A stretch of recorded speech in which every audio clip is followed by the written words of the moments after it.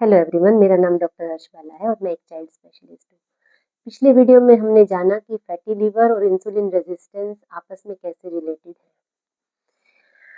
देखिए, मोस्टली जो fatty liver होता है उसमें कोई बहुत ज़्यादा सिम्पटम्स अर्ली स्टेज में आते नहीं हैं, तो लोगों को फैटी लिवर का पता ही नहीं चलता है। मोस्टली 2 सिनेरियो होते हैं जब लोगों को फैटी लिवर का पता चलता है। एक तो या तो वो किसी और रीज़न से अपना कोई स्कैन, अल्ट्रासाउंड या सीटी स्कैन कराते हैं तो इंसिडेंटली उनको पता चलता है कि उनको फैटी लिवर भी है। या फिर मेल्स में ब्लड प्रेशर के लिए या फीमेल्स में थायराइड की प्रॉब्लम के लिए आप किसी फिजिशियन के पास जाते हैं तो वो आपकी इन्वेस्टिगेशंस कराता है, जिसमें वो लिवर फंक्शन टेस्ट कराता है या अल्ट्रासाउंड कराता है। तो या तो लिवर एंजाइम्स बढ़े हुए आते हैं या अल्ट्रासाउंड में फैटी लिवर आता है, तो पता चलता है कि आपको फैटी लिवर हो चुका है। और इस स्टेज पे अगर फिजिशियन आपके और टेस्ट कराता है तो आपका कोलेस्ट्रॉल भी बढ़ा हुआ आता है, आपके ट्राइग्लिसराइड भी बढ़े हुए आते हैं, किसी किसी में यूरिक एसिड भी बढ़ा हुआ आता है। और मोस्टली ऐसा नोटिस किया जाता है कि ऐसे लोगों को विसरल ओबेसिटी भी होती ही है, उनका पेट बढ़ने लगता है, पेट का घेरा बढ़ा हुआ होता है। तो ये सारे जो सिम्पटम्स हैं, ये मेटाबॉलिक सिंड्रोम के सिम्पटम्स हैं। इसका मतलब आपको फैटी लिवर के साथ इंसुलिन रेजिस्टेंस भी है। तो आपको पता है कि आपको इंसुलिन रेजिस्टेंस है, फिर भी अगर आप उसको एड्रेस नहीं करते तो आप इसको रिवर्स नहीं कर सकते। अब आपने फैटी लिवर के लिए लिवर फ्रेंडली ड्रग्स ले ली, कोलेस्ट्रॉल घटाने के लिए कोलेस्ट्रॉल लॉरिंग ड्रग्स ले ली, ट्राइग्लिसराइड घटाने के लिए आपने चलो फैट थोड़ा कम कर दिया खाना, बाहर की चीज़ें बंद कर दी, जितना थोड़ी भी खाते थे तो वो भी बंद कर दी। और यूरिक एसिड के लिए एलोप्यूरिनल ले लिया, बीपी घटाने के लिए बीपी की मेडिसिन ले ली। लेकिन आप लोग नोटिस करते हैं कि अगर आपको इंसुलिन रेजिस्टेंस है और इस टाइम पे आप इंसुलिन को एड्रेस नहीं करते हैं तो आप इन चीज़ों को रिवर्स नहीं कर पाते हैं। हाँ, ड्रग्स के साथ आप थोड़ा-सा अपनी जो पैरामीटर्स हैं, आपकी जो लैब रिपोर्ट्स हैं, वो धीरे-धीरे ठीक होने लगती हैं।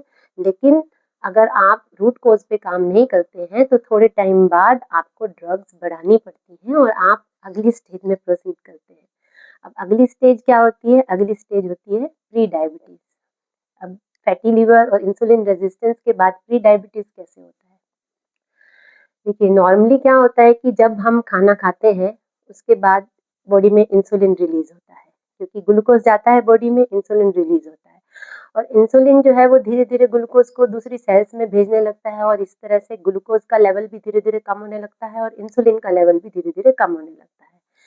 तो जब हम नहीं खा रहे हैं और ग्लूकोज आपकी बॉडी में अब नहीं है, तो लिवर को सिग्नल मिलता है, तो लिवर जो है ग्लाइकोजन को ग्लूकोज में कन्वर्ट करता है फास्टिंग स्टेज में, जब आप नहीं कुछ खा रहे हैं।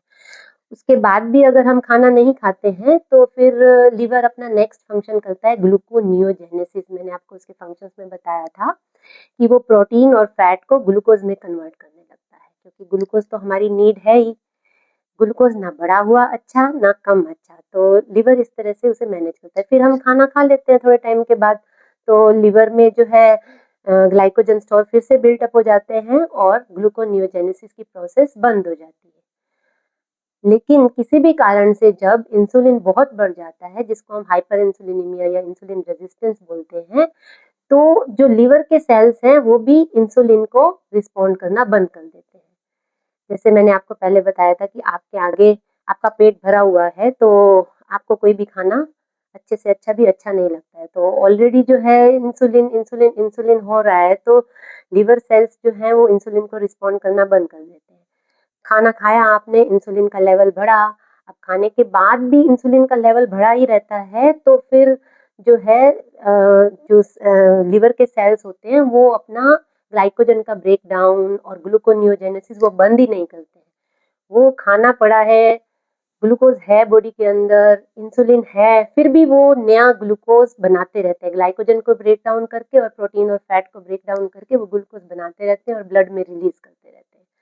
तो अब इस स्टेज पे क्या हुआ, आपका इंसुलिन भी बढ़ा हुआ है और आपकी ब्लड शुगर भी धीरे-धीरे बढ़ने लगती है। तो इंसुलिन रेजिस्टेंस में अभी तक हमने जाना था कि हाइपर जो है इंसुलिनीमिया होता है, लेकिन अभी तक हाइपरग्लाइसीमिया नहीं होता है, क्योंकि इंसुलिन जैसे-तैसे ग्लूकोज को कंट्रोल कर रहा होता है। लेकिन अब लिवर सेल्स ने भी ग्लूकोज ब्लड में भेजना शुरू कर दिया, तो इस टाइम पे फिर इंसुलिन जो है वो ग्लूकोज को टैकल नहीं कर पाता है। और अगर आप अपनी ब्लड रिपोर्ट्स कराते हैं तो इंसुलिन भी बढ़ा हुआ आता है, ब्लड शुगर भी धीरे-धीरे बढ़ने लगती है, फास्टिंग ब्लड शुगर 100-125 के बीच में पहुँच जाती है और इसी टाइम पे ही आपका HbA1c भी बढ़ने लगता है, जो मोस्टली 5.7 और 6.2 के बीच में या 6.4 के बीच में आता है।